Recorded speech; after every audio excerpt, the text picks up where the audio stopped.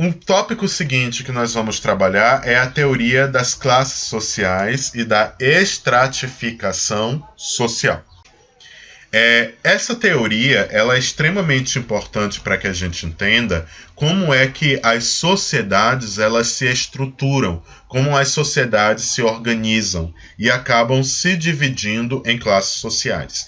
Então, nessa aula, a gente vai resgatar dois teóricos que nós já trabalhamos, que é o Karl Marx, que discute a teoria de classe, e o Max Weber, que discute o conceito de classe também e traz a teoria da estratificação social. Então vamos fazer um resgate do pensamento marxista e do pensamento weberiano. Como vocês devem saber, as sociedades capitalistas elas se fundamentam principalmente nas diferenças de classes sociais. Ou seja, algo que tem muito destaque dentro da nossa sociedade é as diferenças entre as classes. Nós observamos isso em várias coisas do nosso cotidiano. Por exemplo, quando um prédio é construído para a classe média, por exemplo, no Brasil, sempre se pensa em um elevador social, que seria o elevador usado pelos moradores do prédio, e um elevador de serviço, que normalmente fica na parte de trás do prédio, bem escondido, que é para uso dos empregados, do porteiro, das domésticas, das empregadas domésticas que trabalham naquele prédio. Então vocês observam que até a forma como é planejada a arquitetura, a engenharia de uma construção de residências, já se pensa na questão da diferença de classes sociais. Um acesso para os donos, para a classe que tem poder aquisitivo suficiente para adquirir aquela casa, e a das classes subalternas, que seriam a dos empregados, que entram por esse acesso inferior escondido para que não se misture com os moradores. Nós vemos isso também na produção de mercadorias, como várias mercadorias, como por exemplo aparelhos celulares, são sempre pensados para várias faixas de preço. Elas sempre pensam em aparelhos de níveis diferentes de tecnologia, com qualidades diferentes de material, e de preços diferentes, visando as diferentes classes sociais e visando os diferentes poderes aquisitivos que cada uma dessas classes pensam. Então, no nosso dia a dia, nós temos uma série de exemplos que nos mostram que a nossa sociedade ela se fundamenta, e a sua lógica de pensamento, sua lógica de ação também se fundamenta nessas diferenças entre classes sociais. Tanto no exemplo da construção dos prédios e dos condomínios, que tem acesso de moradores e acesso de empregados separados, como no caso dos aparelhos celulares, que são pensados em níveis de qualidade diferentes para classes sociais diferentes. E aí, o que seriam as classes sociais dentro dessas sociedades capitalistas? Em um conceito um tanto resumido, classe social seria grandes grupos sociais que se diferenciam pelo poder econômico e pelo poder político, além do lugar que eles ocupam na produção e no consumo. Então, para a gente determinar as classes sociais dentro de uma sociedade, a gente vai analisar as diferenças de poder econômico entre um grupo e outro, porque um tem uma renda muito mais elevada do que a outra.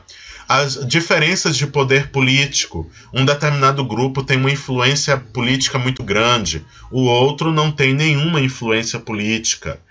A posição que eles ocupam na produção, assim como diz Marx, aqueles que detêm os meios de produção, aqueles que vendem a sua força de trabalho.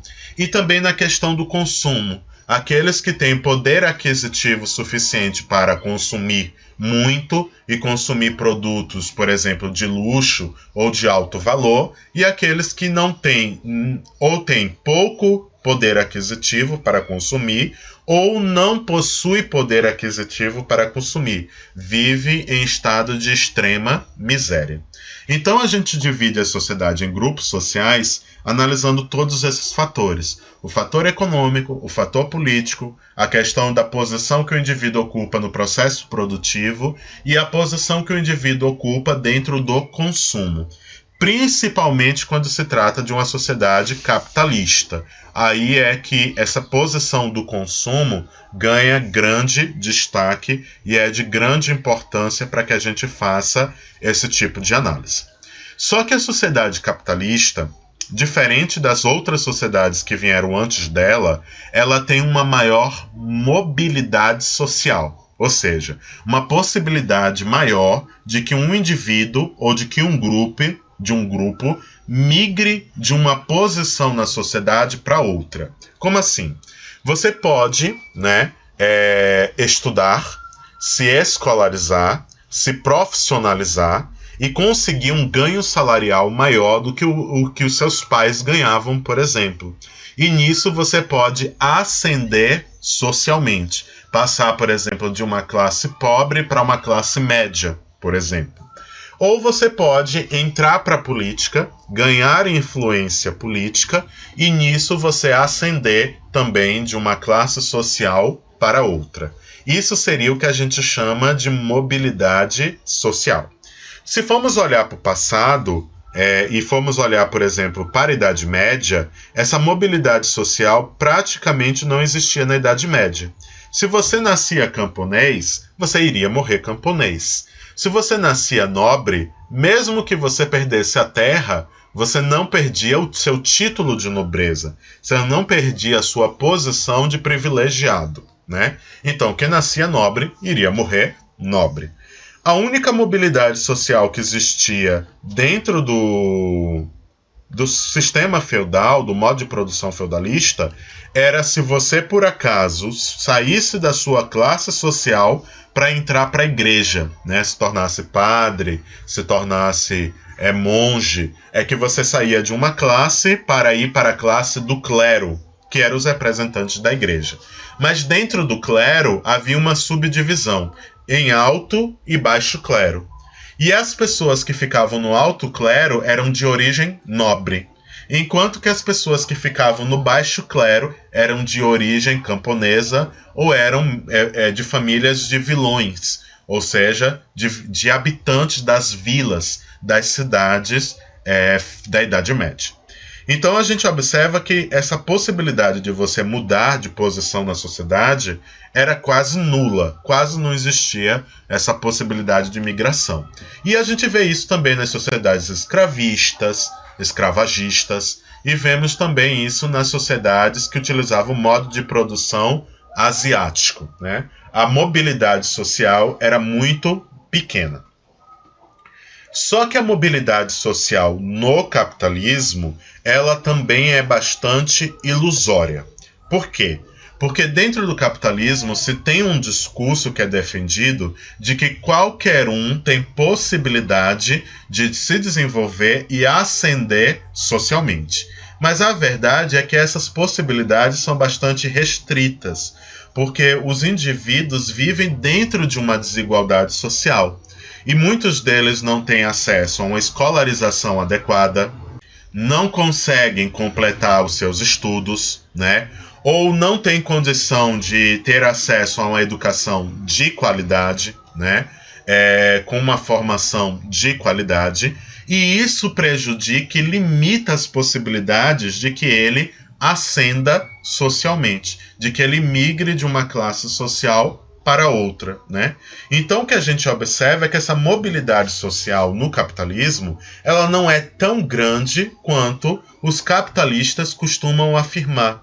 Porque um discurso que se tem ganhado muita força, principalmente nas últimas décadas, é o discurso da meritocracia, que vai afirmar que o indivíduo ele ascende socialmente por conta do seu mérito, né?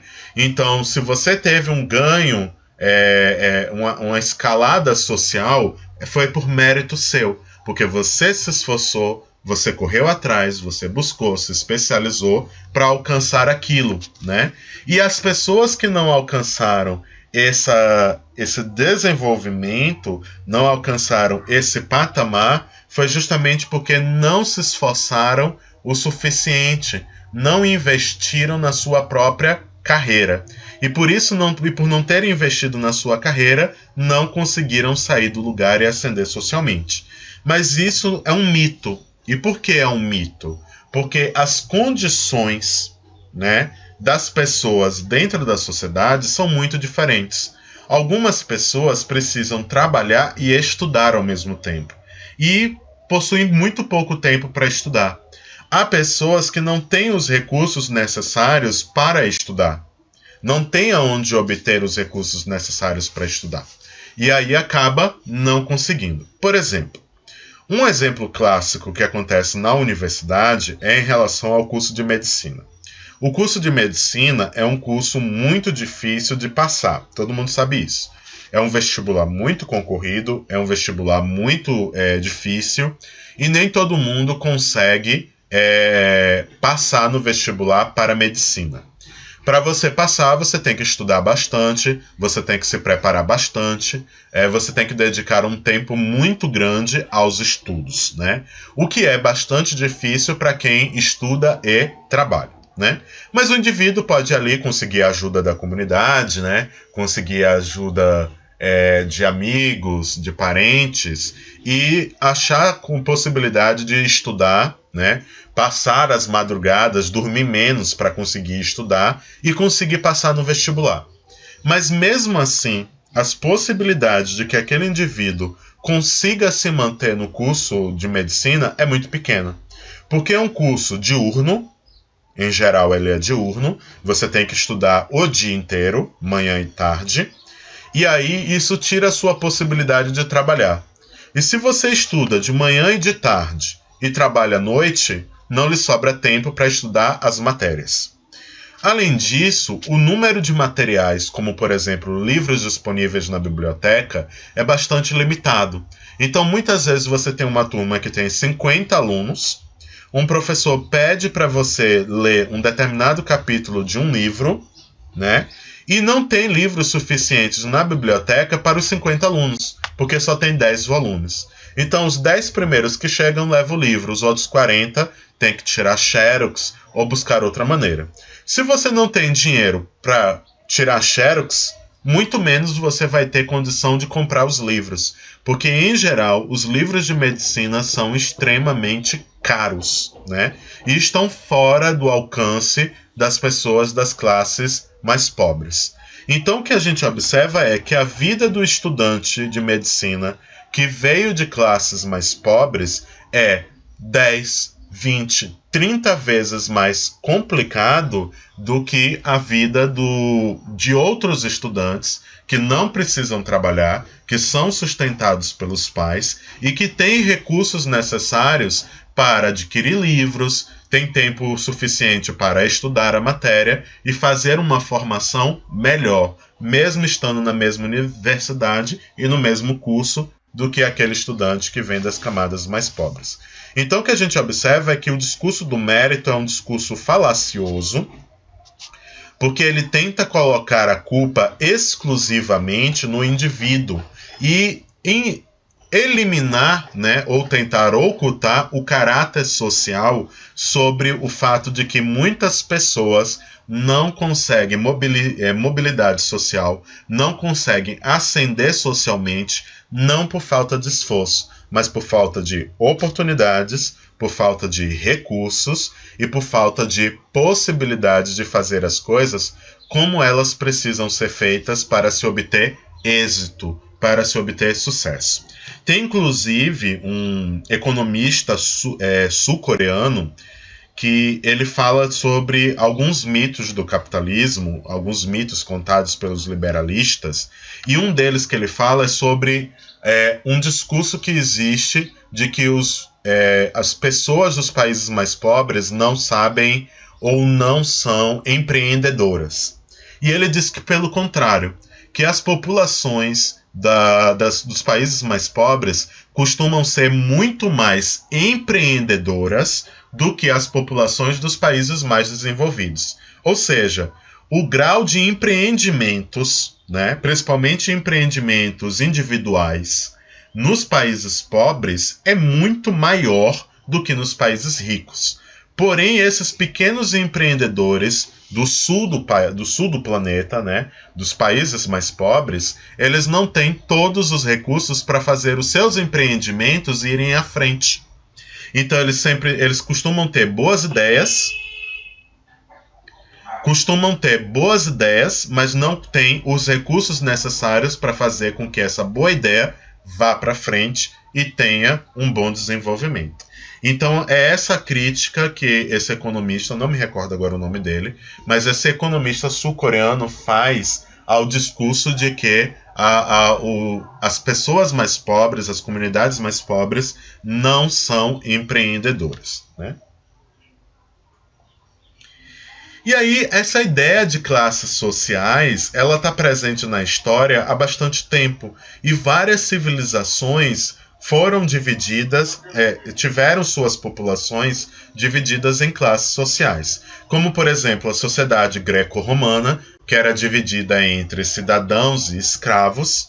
A sociedade medieval, que era organizada em estamentos, né? Como na imagem que vocês estão vendo aí do lado, que a gente tem no topo o clero, que são os membros da igreja. Depois você vem ali no meio a nobreza, que são os reis e os senhores feudais. E abaixo de todos eles, o restante da população, formado por camponeses e por vilões, que são os moradores das vilas e das cidades medievais.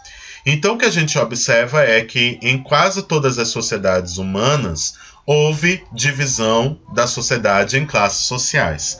As únicas sociedades que a gente não vê essa divisão foram aquelas que adotaram o modo de produção primitivo, né? Que são tribos, principalmente, que normalmente vivem numa divisão mais igualitária, né? Você tem uma maior igualdade entre os membros da comunidade. Mas em outros modos de produção, costuma-se ter uma divisão da sociedade em classes sociais, em castas sociais.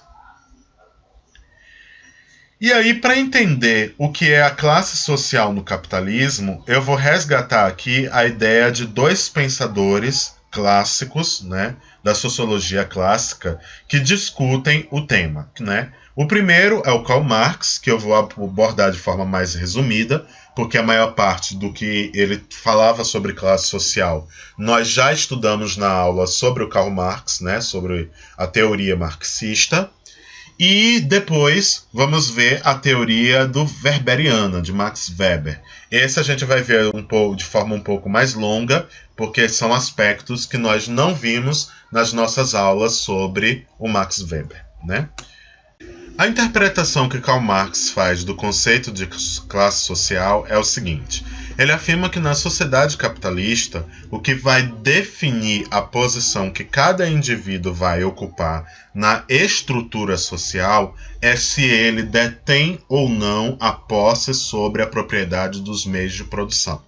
Então, se aquele indivíduo detém, por exemplo, a posse das fábricas, da terra, da empresa, ele é classificado como burguês, porque ele detém os meios de produção de tudo que é necessário para a sobrevivência e para o trabalho dentro da sociedade capitalista. Mas se o indivíduo ele vende a sua força de trabalho em troca de um salário, ele é classificado como trabalhador, como proletário. Então a ideia de classe social marxista é uma ideia de uma divisão baseada no controle sobre a propriedade dos meios de produção, né? Que é um conceito econômico, né? É um conceito baseado na economia e baseado na posse sobre a propriedade.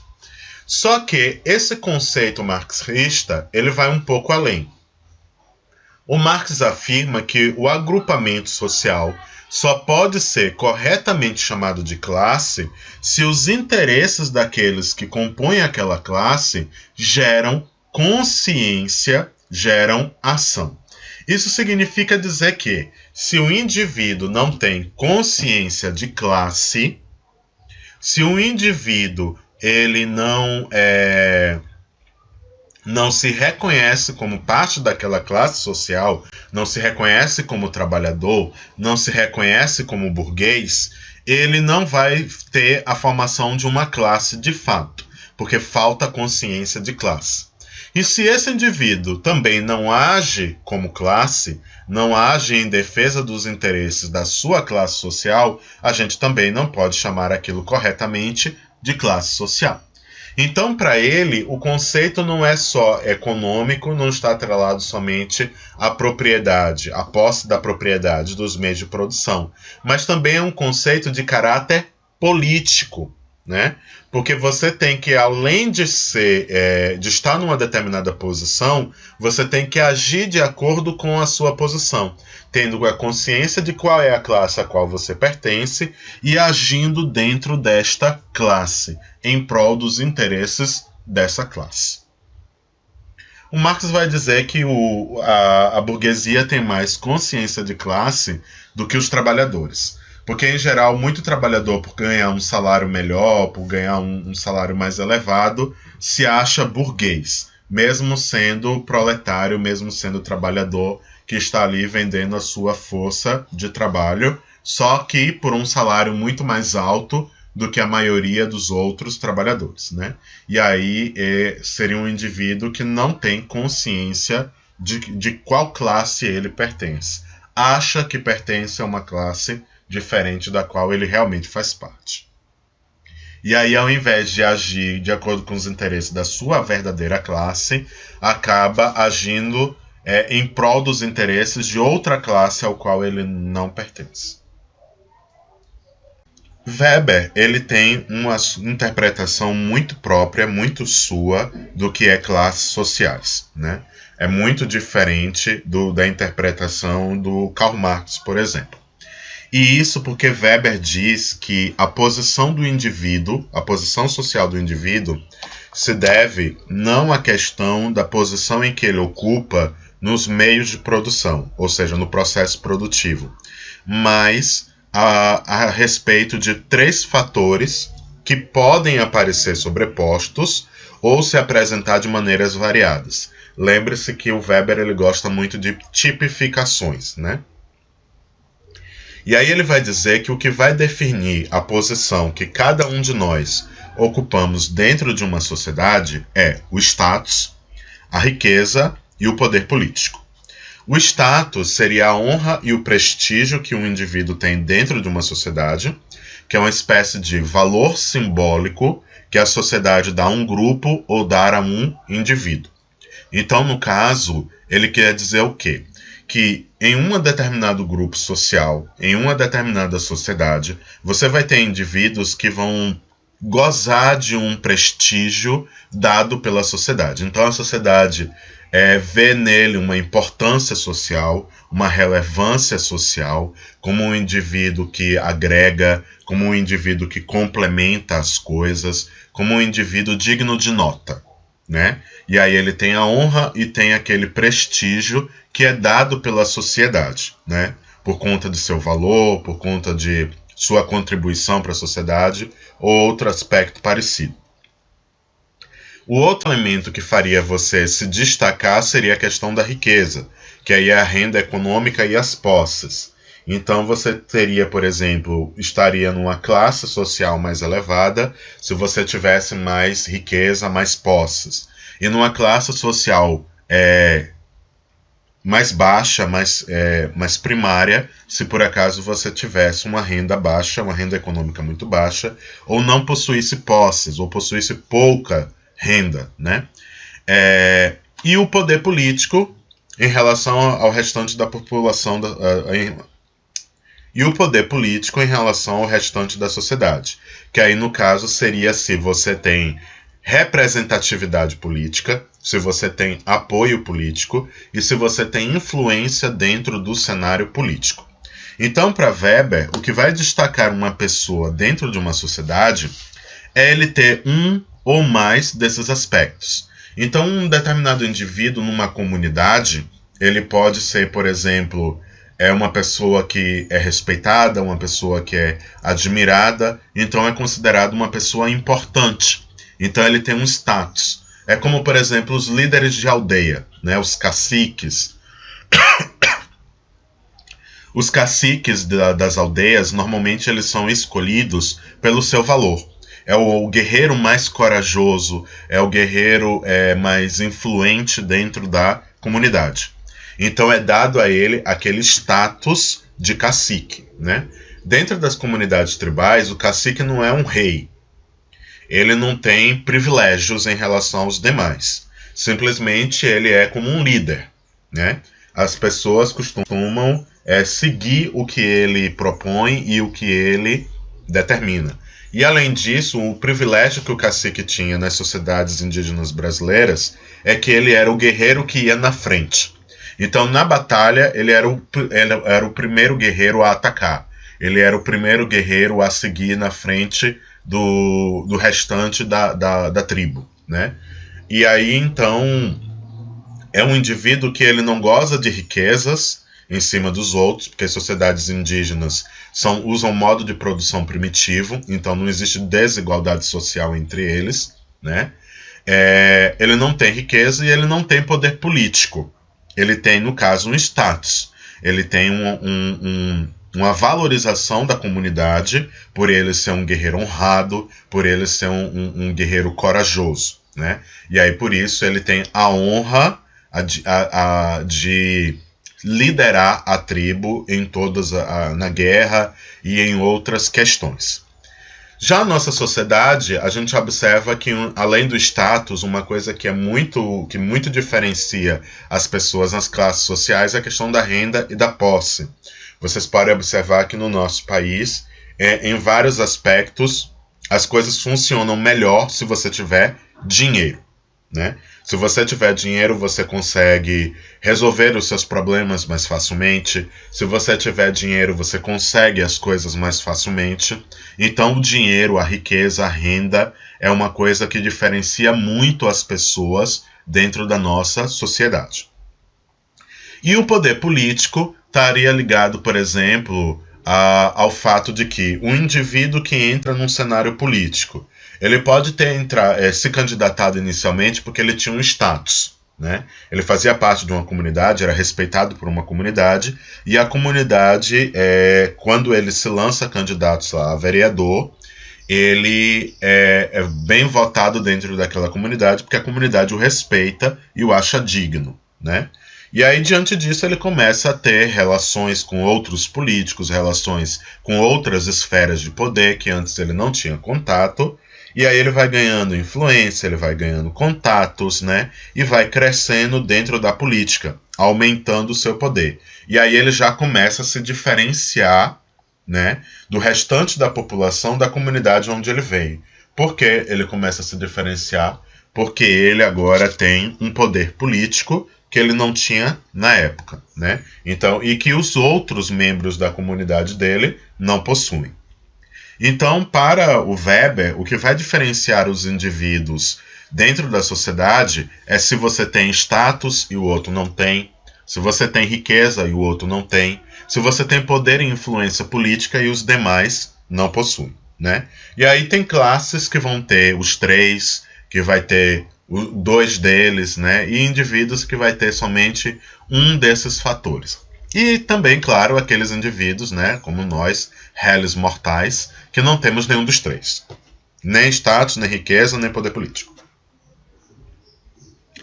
E aí, o Weber, ele vai, a partir dessa teoria dele, sobre a questão da diferenciação dos indivíduos dentro da estrutura social, ele vai dizer que a sociedade é dividida em estratos, ou seja, dividido em camadas, que é daí que vem a teoria da estratificação social, a ideia de que as sociedades são divididas em camadas, como, por exemplo, a sociedade egípcia, que a gente sempre que estuda a sociedade egípcia vem aquela piramidezinha, né? Parece até que é piada. Tem aquela piramidezinha onde tem o faraó, depois os nobres, né? Escribas, Aliás, antes dos escribas, os governadores das províncias, escribas, os soldados, até chegar os escravos, que é a base da pirâmide. Isso seria uma estratificação, as camadas sociais. E aí, o Weber vai dizer que o conceito de classe, a palavra classe, o termo classe, se refere exclusivamente à esfera econômica. Então, diferente do Marx, que diz que a classe é um conceito econômico, porém de caráter político, né? Porque não basta você estar localizado como burguês ou como proletário, você tem que ter consciência de classe, você tem que agir como classe, né? Já diferente do Marx, o Weber diz que não. A classe está referida apenas à esfera econômica. E aí a gente começa a perceber que a visão de Weber, ela se harmoniza muito com a classificação capitalista de classes sociais. A forma como o capitalismo enxerga as classes sociais. Lembre-se que o Weber era liberalista. Então o que acontece? Qual é a semelhança que nós temos aqui? Nas sociedades capitalistas, o termo classe social é baseado no poder aquisitivo familiar, ou seja, baseado na renda. Então, aqui no Brasil, por exemplo, a gente diz que existem a classe A, a classe B, a classe C, classe D e classe E. E nós chamamos isso de classes sociais, né? No caso da classificação do Brasil. Essa é a classificação utilizada pela maior parte dos órgãos públicos que estudam e pesquisam, públicos e privados, que pesquisam e estudam a realidade econômica e social brasileira, né? É a Secretaria de Assuntos Estratégicos, a Associação Brasileira de Empresas de Pesquisa, o Instituto Brasileiro de Geografia e Estatística, todos eles dividem a sociedade em classe A, B, C, D e E. E essa é uma classificação que só leva em consideração a questão econômica, só leva em consideração a renda. Então, por exemplo, para você ser classificado da classe A, por exemplo, você tem que ganhar mensalmente 20 ou mais salários mínimos por mês. Então, se você ganhar 20 ou mais salários mínimos por mês, segundo o IBGE, você é da classe A. E se você ganha até, no máximo, 2 salários mínimos, você é considerado classe E, né? Então, a classificação, a ideia de classes sociais dentro das sociedades capitalistas é semelhante à visão de classe de Weber. Ou seja, está circunscrito, está restrito à esfera econômica. Não envolve uma esfera política, uma esfera social ou uma esfera cultural. Estaria restrito somente à questão econômica. E aí o Weber vai dizer que o lugar ocupado pelos indivíduos na sociedade tem a ver com a sua posição econômica, mas não é apenas o controle dos meios de produção que define as classes. Então, essa afirmação weberiana é uma afirmação que vai no sentido oposto ao Marx. Porque o Marx diz o quê? O que vai separar, vai definir as classes sociais é o controle sobre os meios de produção. Os burgueses detêm o controle sobre os meios de produção. O proletariado vende a sua força de trabalho. Então, para o Marx, o que vai dividir a sociedade em classes sociais é isso. Se você é ou não dono dos meios de produção. Se você é capitalista, é burguês. Se não é operário, é trabalhador, é proletário, né? O Weber vai dizer que não. O Weber vai dizer que o que se leva em consideração é a posição econômica, mas se você não tiver o controle sobre os meios de produção, não significa que você não é da mesma classe de quem tem esse controle. Então ele vai dizer algo como, por exemplo, se você ganha a mesma renda de um pequeno empresário que detentor de uma fábrica, se a sua renda é igual a dele, mesmo que você também não tenha o controle sobre os meios de produção como ele, que é industrial, você faz parte da mesma classe, Porque você tem a mesma renda, você tem o mesmo poder aquisitivo. Então, para ele, o que leva em consideração é a renda, e não se você é dono ou não dos meios de produção. E aí, essa é a principal diferença entre o conceito weberiano e o conceito marxista do que é classe social. E aí, o status, que como a gente viu, é um dos conceitos que diferenciaria as pessoas dentro da sociedade, ele diz que é uma dimensão subjetiva, é uma dimensão mais ligada ao indivíduo, mais ligada ao sujeito, ao cognitivo, né? A consciência, e que seria separada da classe, não teria relação com a classe. Ou seja, o status pode aparecer tanto se você for de uma classe elevada, como se você for de uma classe subalterna, se você for de uma classe de menor poder aquisitivo. Você pode ter status dentro da sua comunidade, mesmo que você seja pobre, e você pode ter status sendo rico também. Então, para ele, isso estaria separado do conceito de classe, não entraria dentro da ideia de classe. Por quê? Porque ele diz que depende de um conjunto de aspectos positivamente avaliados em uma sociedade, como se você tem influência e se você tem prestígio ou valor sociocultural que faz você ocupar uma determinada posição dentro da sociedade, dentro daquela comunidade.